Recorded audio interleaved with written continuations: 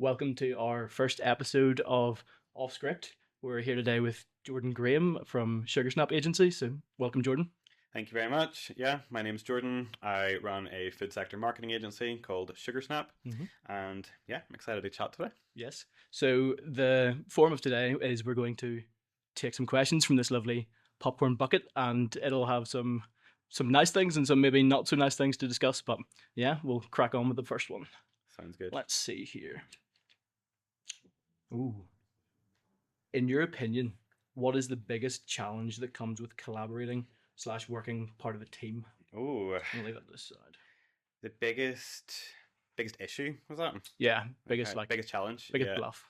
Okay. So, teamwork is it's pivotal to success. You can't be a one man band and have the impact that we're trying to have on the food sector and the marketing world and bigger picture as well. So there's two types of collaboration that we do. We do collaboration within our own team and everyone on our team knowing their functions, everyone really getting devoted and behind their singular function and working with each other. And then also collaborating with outside suppliers for certain things as well. Yeah. Quite often with being a small team, there's only 5 of us in the team. We have to reach out to outside suppliers to help deliver some of our service, and that's okay. That's very normal. We've got a great range of trusted suppliers as well, and collaborating with them is just as important. So I suppose the biggest challenge with that though is that a lot of people come with a lot of different ideas, but that should be encouraged. It should be challenging. It should be wrestling between ideas to find out what the best one is, and with the right dialogue and the right communication, then you land in a good place. Yeah. Just off the back of what you mentioned about rules, obviously this is a project for us and we're on our sort of debut per se, and this is sort of us starting out. Do you have any advice to give us as a team in heading forward, and like what rules to specifically head on? Like how did your team sort of step into their thing? Like obviously they're Yeah. talented, but yeah. Yeah, well, each of our rules came one at a time, Mm-hmm. and they were to fulfill a very specific business objective, and I think that's key. Like you can't have everyone doing the same thing. Yeah. There has to be accountability for sections of projects, and that's very much what we've got going on. Everyone has their own authority over their own role as well, which is important. It's not just we have like a flat authority structure, I guess, or a flat management structure where I like everyone isn't getting micromanaged individually in what they do. They are just held accountable for the function of their role, and we have a lot of communication around that.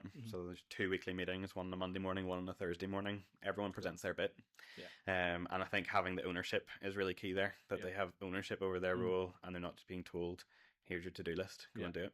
So they have the want to do their thing, and Yeah, absolutely. Sort of, It's about intrinsic motivation. Intrinsic motivation is so key. You can't force someone to be motivated. No. But if it is intrinsic, if it is from within, then that can be developed into an important part of the business function. Yeah, of course. Well, thank you for that. And My turn. Yes. This is to show that it is completely random, It right? is, yes. Okay, let's go for this one. Ooh. In your opinion, what is it that makes your team work so well? Is that kind of similar to what we've already just had? Yeah, sort of. But what would follow on from that is like how does your role sort of, I suppose, encourage the rest of the team to take ownership of their own sort of like key areas? Yeah, I think that the thing that makes our team work so well is that we are everyone is able to individually see the real world impact of what they do. I think that's really important. Like I remember, like one of our team members, Lucy, when she saw her first campaign come to life, like that she had managed and she had made that happen. Like that was, I could see that was a magic moment for her of like, here I'm having real world impact. This is great. Same with Gemma, like seeing one of her first, big graphics projects out in the wild had real world impact. And I think, the breadth of the projects that we're working on right now, I think really does just energize the whole team, because they can see the impact that it's having. Yeah, so it's a rewarding process once you get through the nitty gritty at the beginning. Exactly. Yeah. There's the building and then the doing. Yeah, cool. Thank you. I will grab another one for us. Where did you work before Sugar Snap? Where did I work before Sugar Snap? So The path to Sugar Snap, nothing was really on purpose. There was never the moment where I said, let's start a food sector marketing agency. Mm. That was never a thing. It all sort of fell into place. And I think that is the hallmark of a business that is required, Mm. because there was a need, Yeah. and then we filled the need, rather than we said this is what we want to do and let's find the need for it. There's kind of two different things going on there. So I was suppose the first marketing hire for a coffee company called Bob and Bert's. Mhm. Started in Port Stewart, has now scaled to all across Northern Ireland, all across Scotland, all across England. And I was the only marketing hire in there for a while, so there's a lot of real nitty gritty brand building, like working directly with the founders. So much learning, like the best learning platform there could ever be, which is learning by doing. And got to have some really big moments with Bob and Bert's. We launched the brand in different regions around the UK, loads of openings, and it really did just give me the bug for that bricks and mortar hospitality growth. I then got the opportunity to build a bit of a team out as well, which is great. So shout out Anya, fantastic person, who we got to work together for a long time. Then I ended up getting approached by a startup, like a recipe box startup, that just it felt like the right time to move on from Bob and Bert's. But that startup quickly folded, as startups do, and that's okay. That left me in one day without seeing it coming, losing my job, because the operations sort of fell out the back of the company. It wasn't a marketing thing, it wasn't a growth thing, which were the customers were growing, like all of it was looking really good, but just the operational back end wasn't working out. And I found myself just one day, oh, I've got no job, and this is weird. This is unexpected. And basically reached out to a couple of people who I had met along the way, suppliers of both that recipe box and Bob and Bert's, and people that I was just friendly with at that stage. And that same day, I had secured enough freelance work to fund the next 6 months of my life, just in one go. And I was never concerned or scared, like it was like one phone call and it's like, okay, perfect, there's something to do. And it sort of has grown organically from there. Started working with one of my best mates, Joel.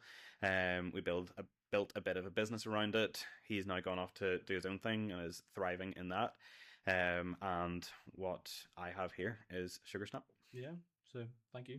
Well, yeah, go for it. Hopefully that wasn't too long-winded. No, that was perfect. Splice that up as you feel, Yeah, as you feel suits. Do you have industry horror stories or cautionary tales to share? What would you pass on to naive newcomers to be diligent of? Oh my goodness, yes. There's a lot to unpack in that. Yes, there are answers. How long do you have? I suppose just like what I would have. We have like transparency is like a core ethos. We have like all these things are super important, like integrity, honor. Like we are like genuinely trying to run this business as best we can, to do the right thing. But unfortunately, there are some people out there that do not have the same business motivations. And we've had a couple of run-ins. One that ended up in court, which was, I suppose, our real sort of horror story. For a business that's as young as ours and as unproblematic as ours, you wouldn't expect to end up in court, but someone just simply didn't pay a bill. Communication broke down. We did what we could, offered discounts on it, offered payment plans, just point blank refusing to pay the bill despite a signed contract, despite agreement to pay the bill, all of that. Ended up in court. We very quickly won, obviously, because it was airtight what we were looking for. The judge said this guy had basically wasted everyone's time. The advice would be, it isn't wrong to stand up for what's right. Like we could have just let that pass by.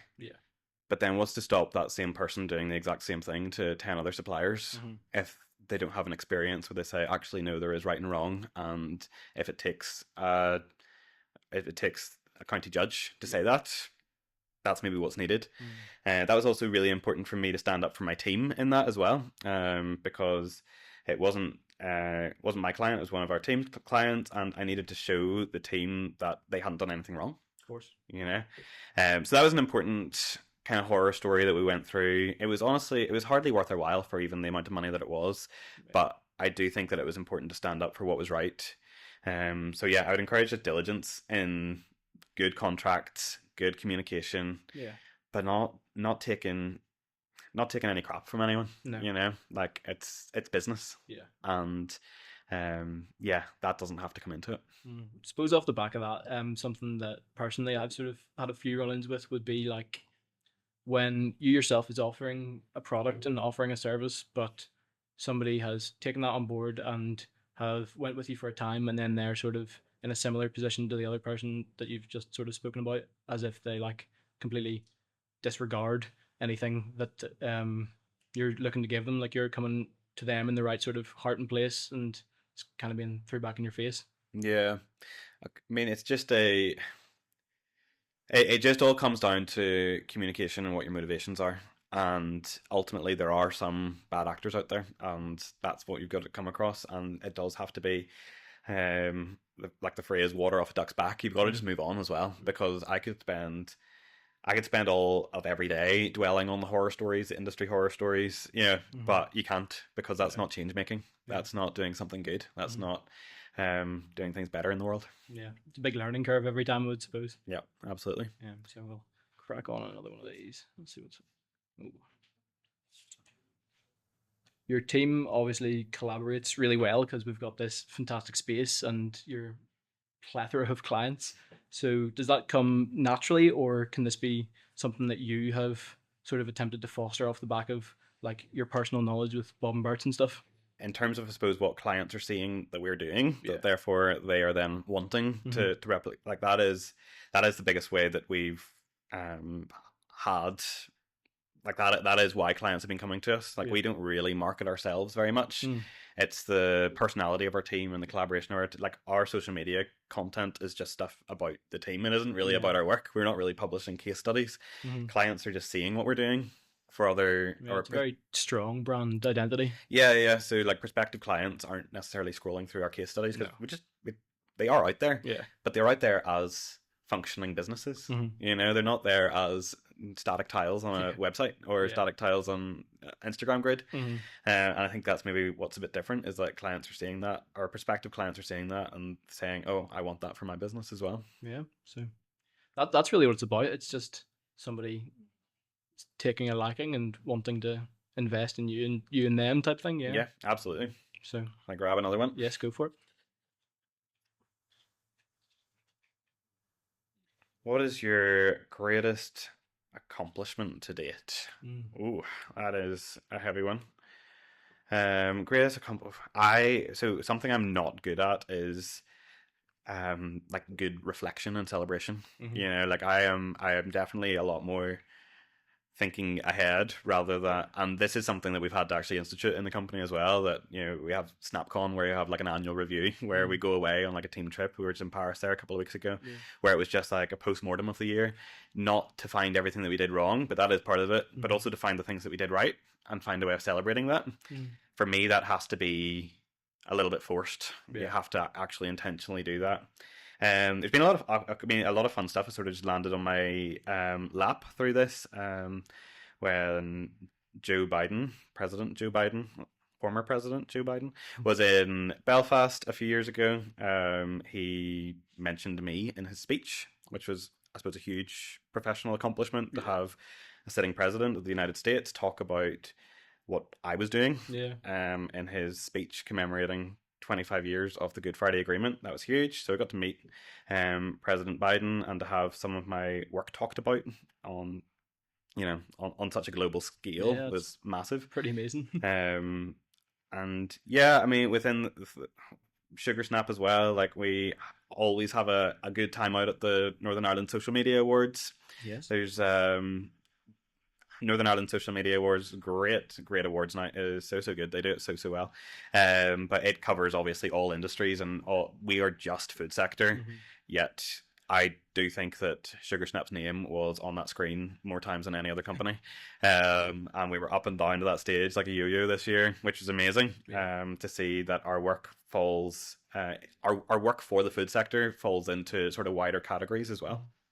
So yeah, a lot of really fun accomplishments, but a lot more still to accomplish, Hmm. and I think that's more key. Yeah, that's always a good way of thinking. I feel like I can sort of relate a little bit to having to force what we've done right as a team, even at this early stage, Mm, and lots of sort of spiraling thoughts. But when we do look back, we've had um some at least very enjoyable times anyway. yeah, If you can't pinpoint accomplishments per se, it's always nice to see the yeah, memories that and have been built. it is important to be intentional about doing those postmortems of once a project is finished, properly debriefing on it, Hmm.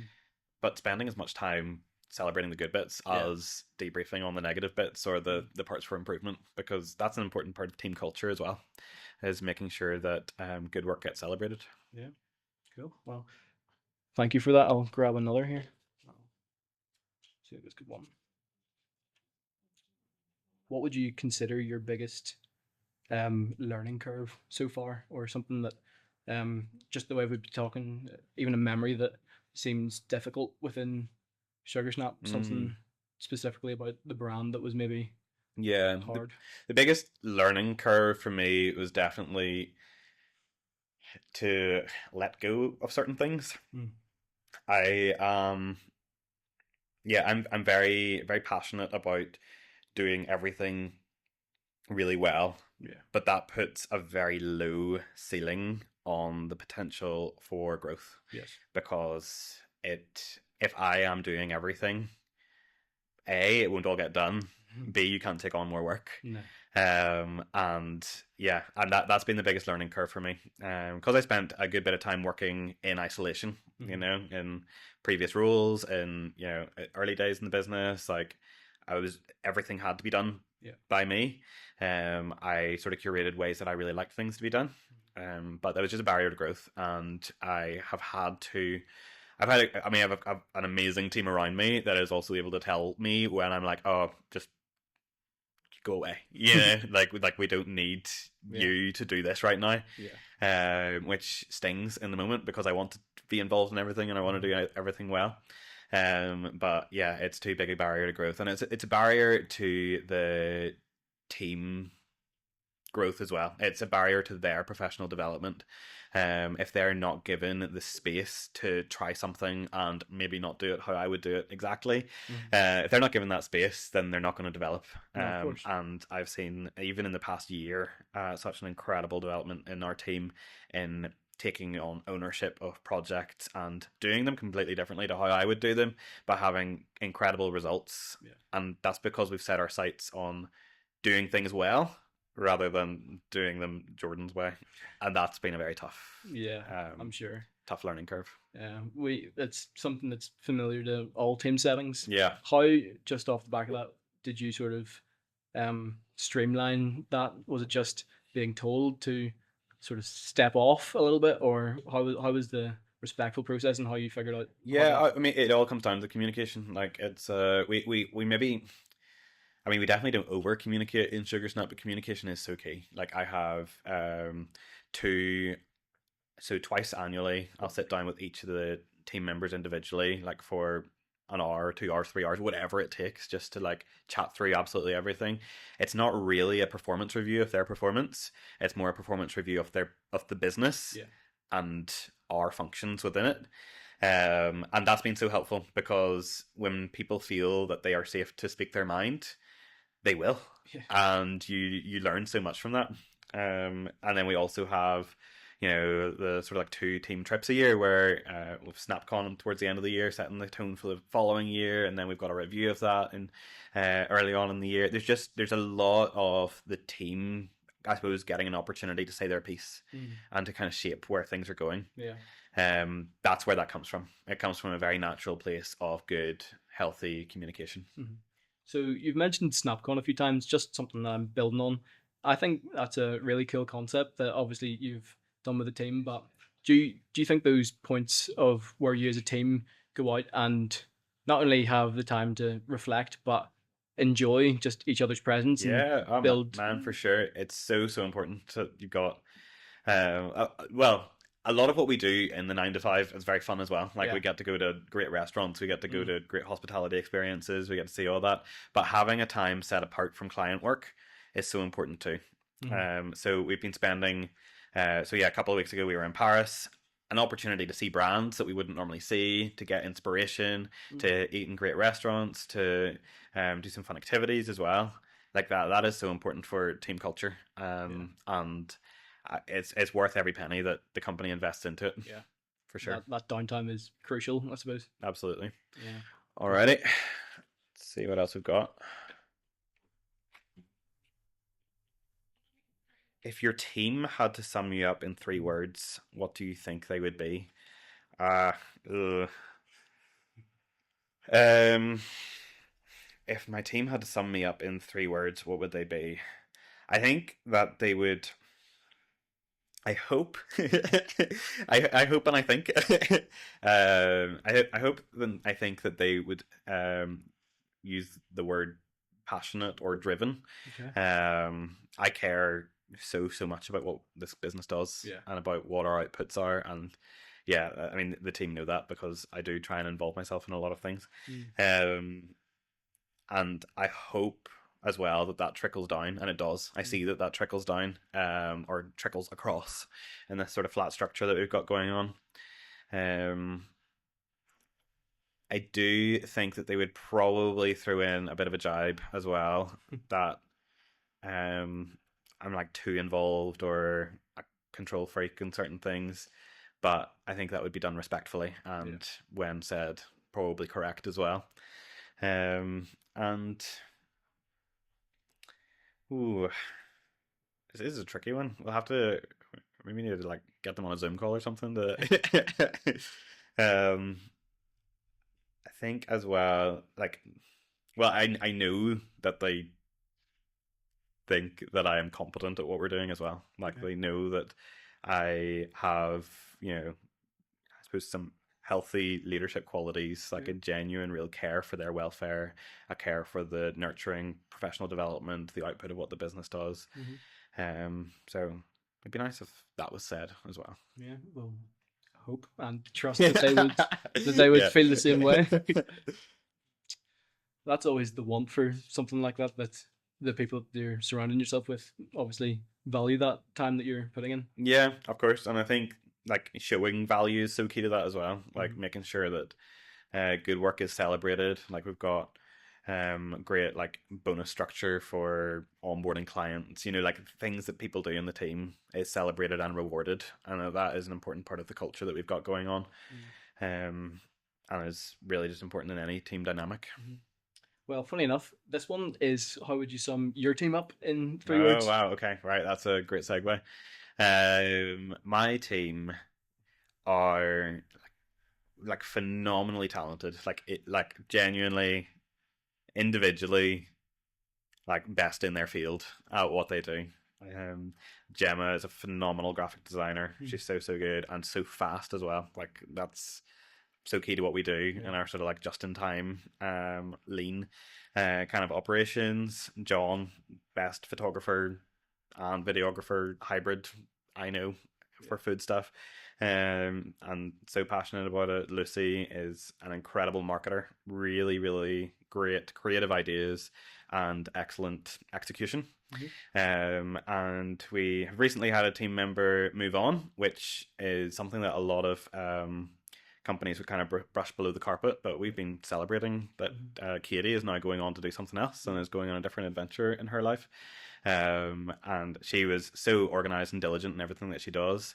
And then very soon we have, in the next couple of weeks, someone else joining full time that we're very, very excited for. And yeah, I'm really excited to see how that person melds into their role as well. Mm-hmm. The question was three words. Yeah. I really got distracted from that. No, The so what was my first word? What was that one? diligent, organized, passionate. No, it was none of those. It was ah like just very good at what they do. It was Yeah. something along those lines. Yeah. They are also like they're just so fun as well. Like Mm. not every team you could just go on trips Yeah. around the world, or will just say yes to doing something that is like pretty dumb, or like something that's a little bit out there. They're just so fun. Like they're just willing to say yes to get involved in interesting and different things. And I think there's also a great sense of like humility within each of the team members as well, where like everyone is willing to listen to constructive thoughts. Okay. No one is too precious about their own work that they're not willing to listen to feedback and to collaborate on a better outcome, and that's really important as well. Yeah.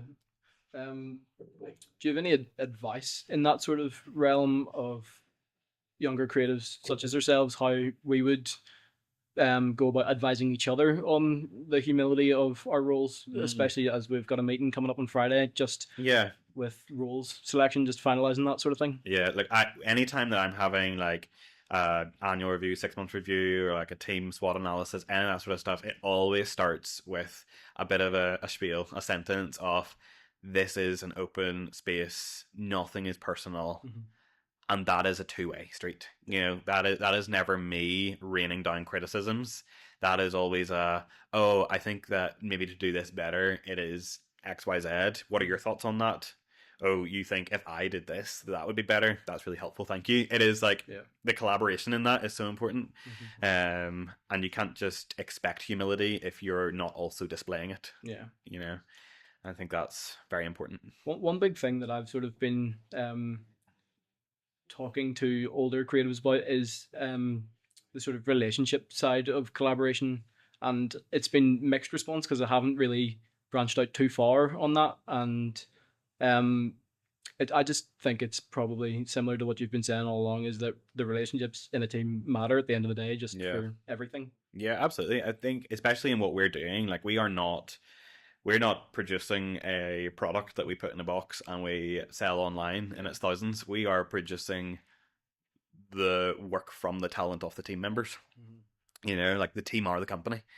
They are not just employees completing a function of a product that gets packaged out and shipped. You know, I think that's so important, that the company is built on the talent and the output of the people who are in it. And that's a big difference between a service-based industry and a product-based company. Yeah, thank you. Well, you can have at your next question. Alrighty. We're getting down rightly. I think there's only a couple left.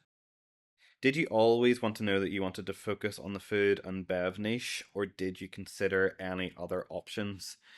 If I was an economist, I would never have niched down into food and bev, like hospitality, restaurants, just even food sector, commerce. They're working with the smallest margins out of nearly any industry ever, and more so increasingly. You know, the price of ingredients has gone up, the price of labor is going up. They can't pass all of this on to the customer, but we've seen it in restaurants. The costs are going up.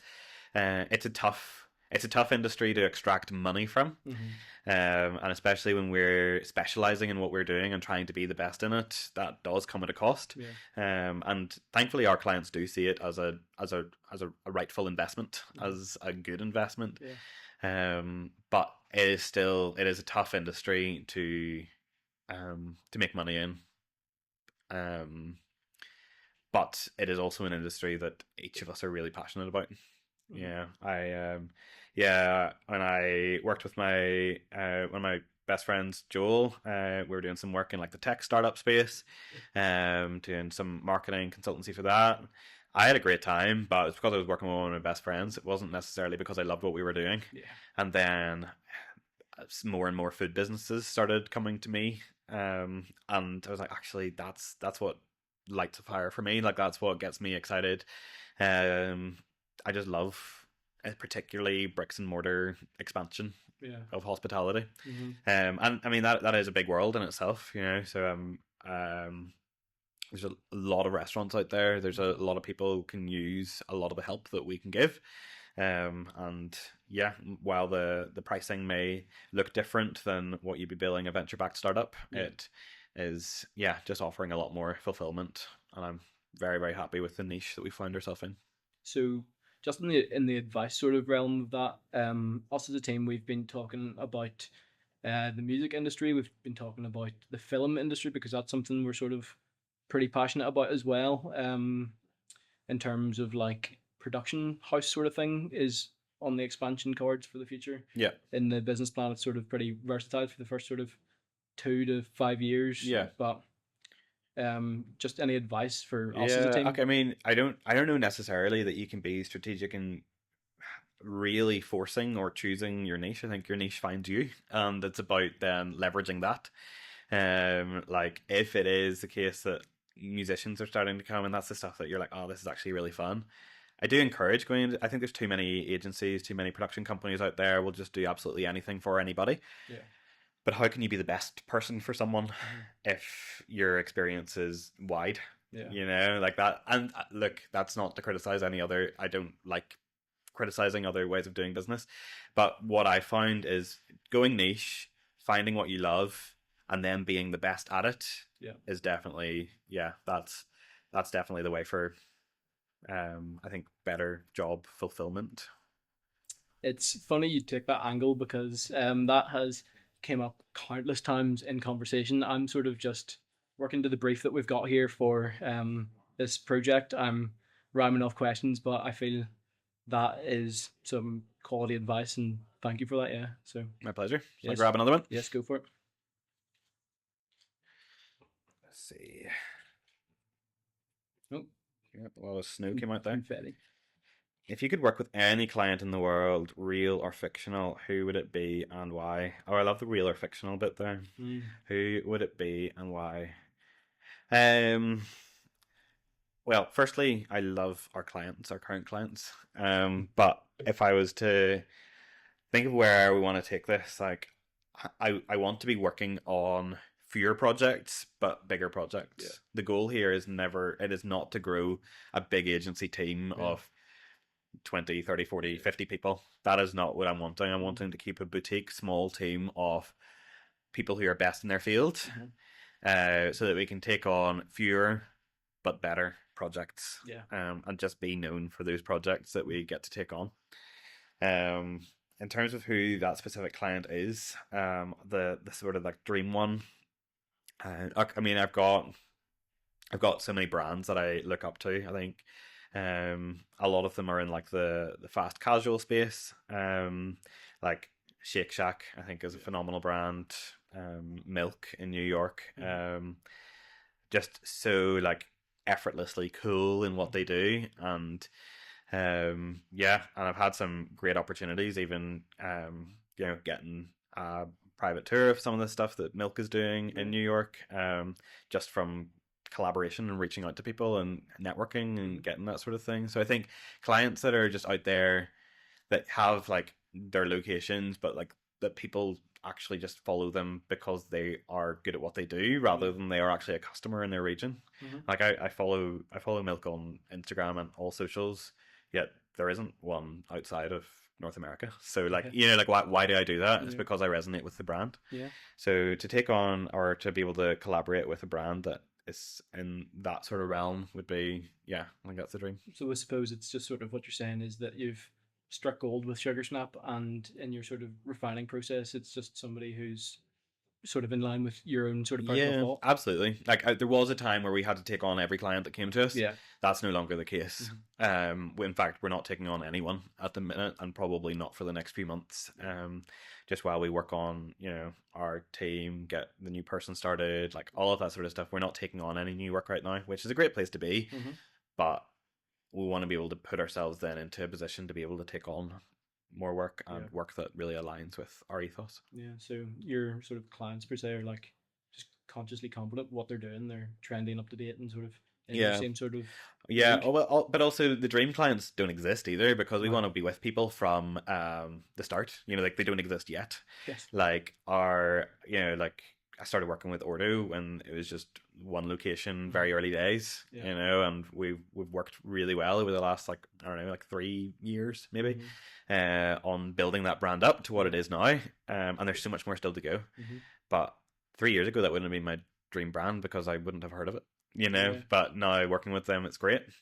Same with like Seed and Juice Jar and just so many of the clients that we get to work with. They've been on a growth journey along with us. And that's what kind of makes it the dream.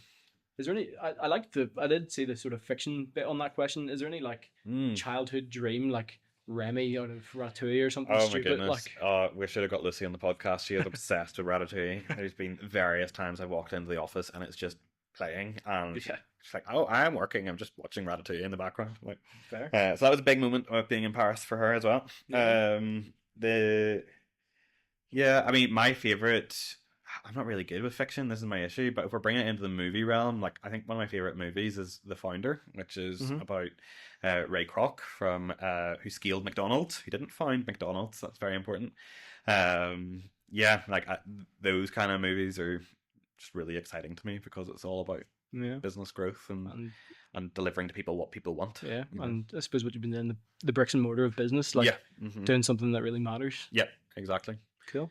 I'll grab one of these and try not to put the snow all over the desk. Has anyone seen my dog? I have no idea where Kevin's gone. What is your favorite part of your job, and even something that would be a direct contrast of like least favorite? Okay. Ooh. My favorite part of the job. Ooh. Do I like this job? My favorite part of the job is I think it is. I think it's the corny answer. I think it's maybe the expected answer, but the working with the team. You know, like we've got genuinely an amazing team here, and I value them so much. We've got such a great thing going on that it's really fun to work on it. Like the past month has been so tough for the team because we have been so busy. We have been understaffed because we have a little bit of a gap between a team member leaving and a new team member starting. It has been so intensely busy, but everyone has stepped up to the plate and showed time and time again what an incredible team culture that we have here.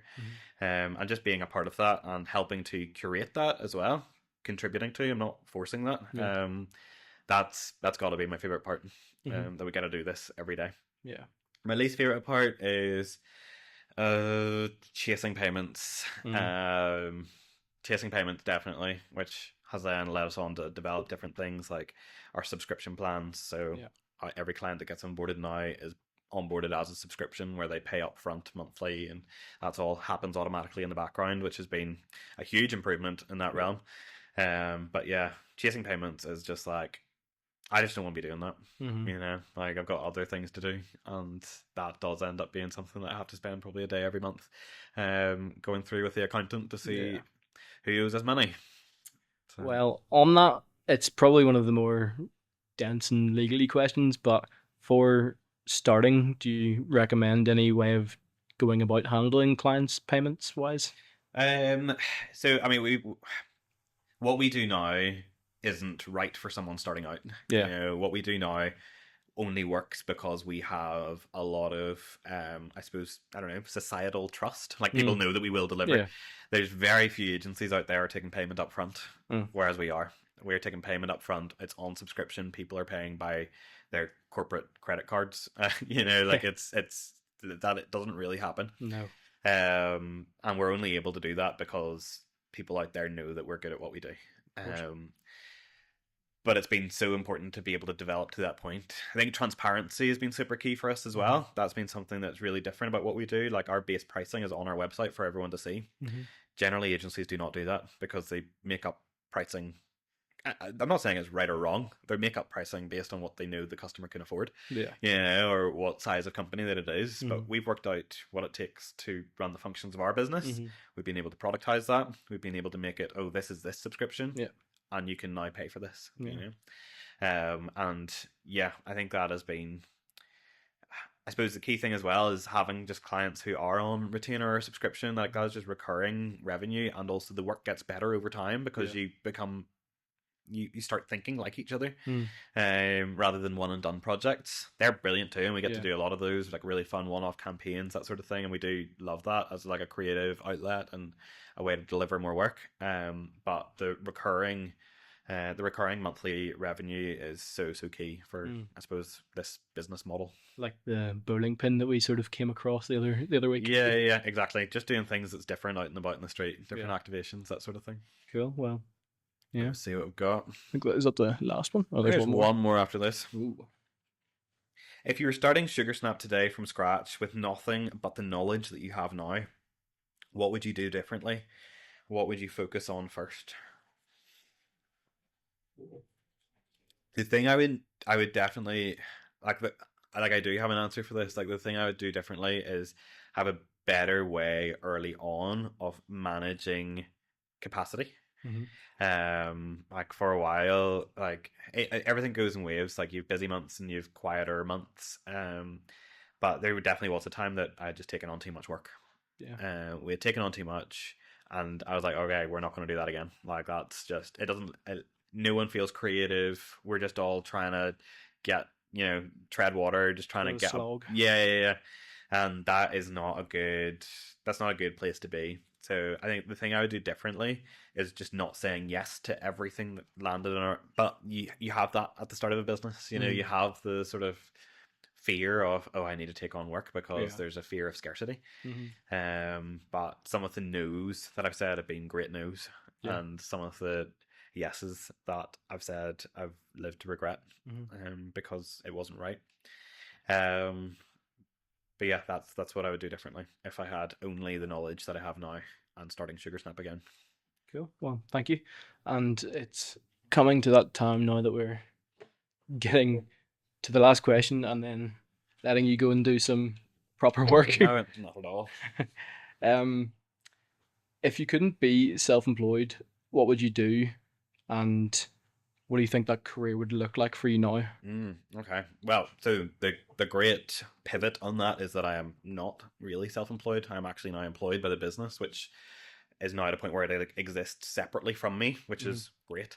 That is a really good thing. Like, but if I wasn't, I suppose, building this business right now, if that's what I wasn't, yeah, if that's what wasn't going on Yeah. in my life, um, I would still like to be doing something in a similar field. Like I would love to be like the marketing director or brand manager for just a really cool hospitality brand that I can get behind, or maybe actually just founding one myself. Yeah. I think that's probably what I would do if I wasn't doing this. We've obviously had some great learnings on behalf of the clients that we work with on Mm-hmm. what works, what doesn't work. Yeah. So I think we'd be really well equipped to do to start our own brand. But obviously wouldn't do anything to compete with the clients that trust us to do their work. Yeah. Well, yeah, it's been great, super informative, and I think everybody in the room will resonate the same sort of heart that I do in saying sort of just thank you for your time and for your knowledge a few steps ahead of us and definitely a few steps. But yeah, No, thank you. Thank you for your just as questions. we close off. Yeah, no, thank you for your questions. It's been a lot of fun to chat. As I said, I'm not very good at like the critical reflection sort of thing because I'm Yeah, always looking forward. So these conversations are actually really helpful for me as well. yeah. Just to have a opportunity to sit down and just to cover a lot of ground that I don't get to mentally cover Mm-hmm.